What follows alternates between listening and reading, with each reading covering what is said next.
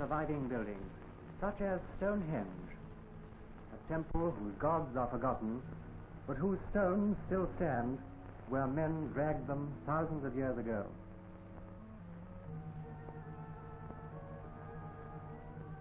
From such stones, builders hewed the places of Christian worship, now the glory of England's architectural past. Limited as to mechanical means, the builders labored to create beauty from this simple element of the earth, and their adventures in building grew as they added to their store of hard-won knowledge.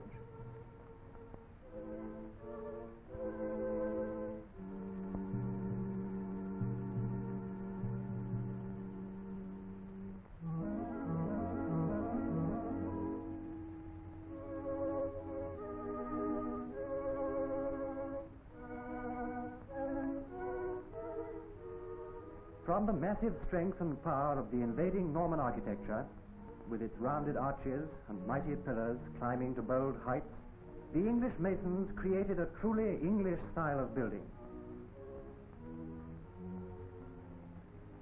A style that somehow caught the light and shade, the spiritual aspiration and the strength of this craftsman's England.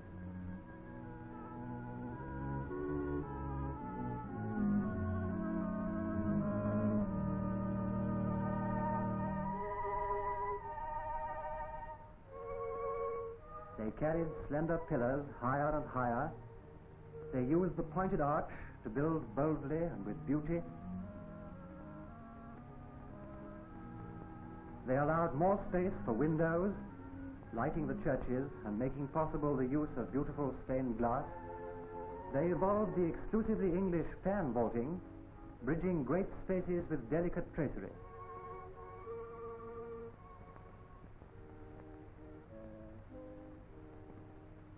The outward thrusts and stresses of the new soaring heights and weights they learned to take with buttresses or to throw onto the outside walls with flying buttresses.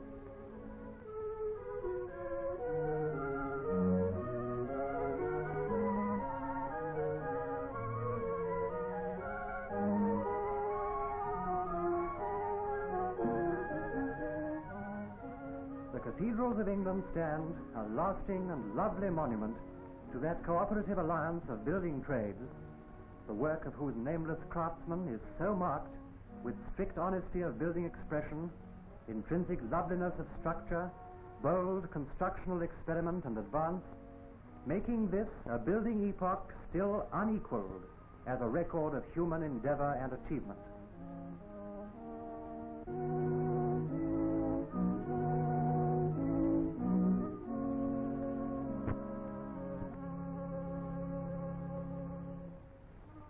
The gradual development of house building can still be seen clearly outlined on many an English cottage. Timber, at first the only material, soon became just the framework, the walls being made of the local building materials.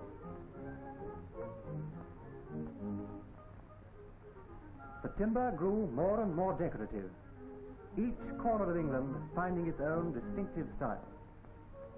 Yet these homes never lose the look of having grown out of the surrounding countryside, as indeed they have.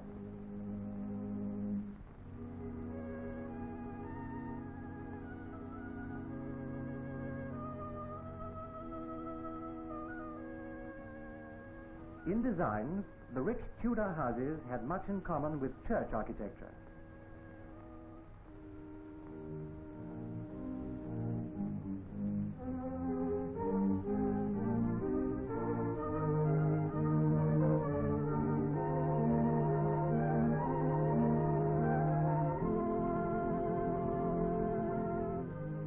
Builders made no startling innovations, but where local stone was scarce or unsuitable, they did use brick extensively, especially in the clay districts of the south. The craftsmen of the guilds lavished their skill on the profuse and detailed decoration of the outsides of Elizabethan houses, achieving an amazing richness of design in stone, iron, and wood.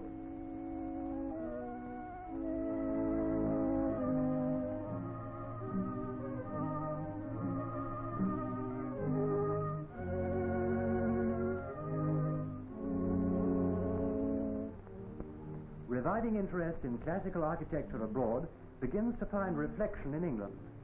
This new wave of stylistic invasion being closely associated with the work of Inigo Jones and Christopher Wren. As with the Norman invasion, English builders began to adapt the new ideas and forms to English climate and needs. Inigo Jones himself used Portland stone with great effect, but it was Christopher Wren who took over the classical designs and made them serve an essentially English style by making a new and refreshing use of such English building materials as red brick, Portland stone and slate, influencing British architecture for many years.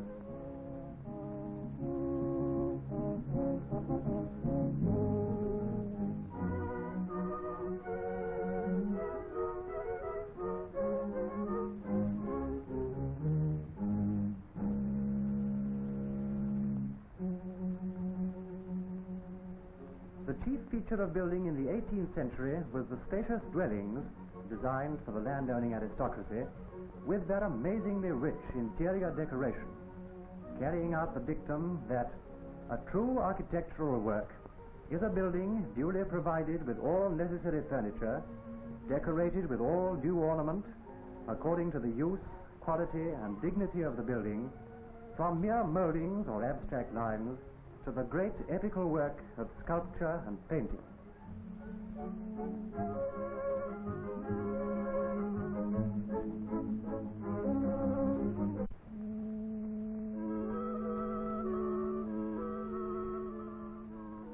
Another feature of building at this time was the moulding of the adjoining countryside to provide a perfect landscape setting for the building.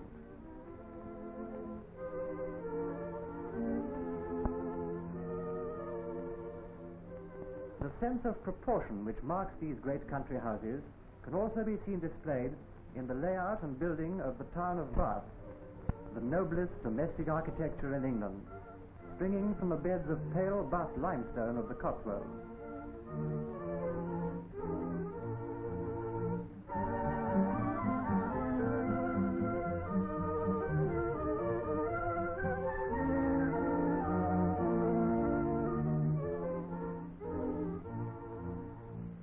Pleasing, too, is the Georgian house, marked by simplicity of design and perfect proportioning. The quickening spiritual impulse that inspired past triumphs died away. No new materials or methods of note were evolved, save perhaps the lovely Regency buildings of John Nash and his school. Of Nash it was said that he found London all brick and left it all plaster.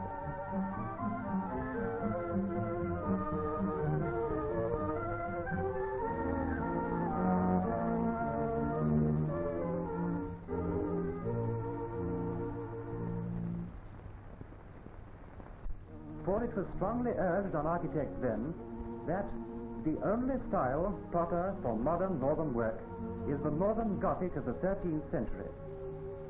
In this style, let us build the church, the palace, and the cottage.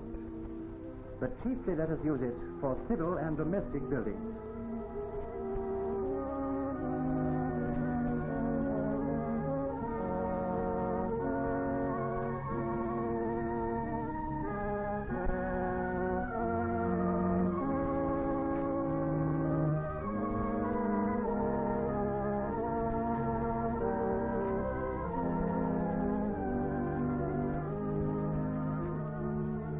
From Gothic, architects turned to Grecian. But it was the introduction of steel-framed buildings that enabled architecture to take a big stride forward. Newest material of all is reinforced concrete. Concrete had been known for centuries, but it cracked under strain. Nowadays, made with a core of metal rods, it is one of the strongest building materials on earth and is used in new and exciting ways. The present-day massing of people in big cities demands large-scale building. With steel and concrete and glass, architects are designing to catch something that has lain forgotten for years: sun and light and air. There is room to breathe, room to move.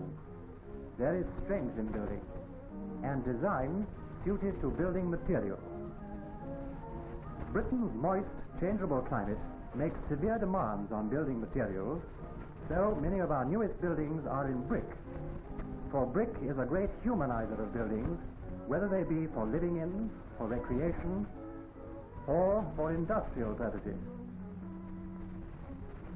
With a wider selection of materials than ever before, with greater facilities for building, with the inspiration and help of past architectural glories, and with the accumulated knowledge of 19 centuries, the architect of today may yet begin an epoch of building triumphs worthy of England's glorious heritage.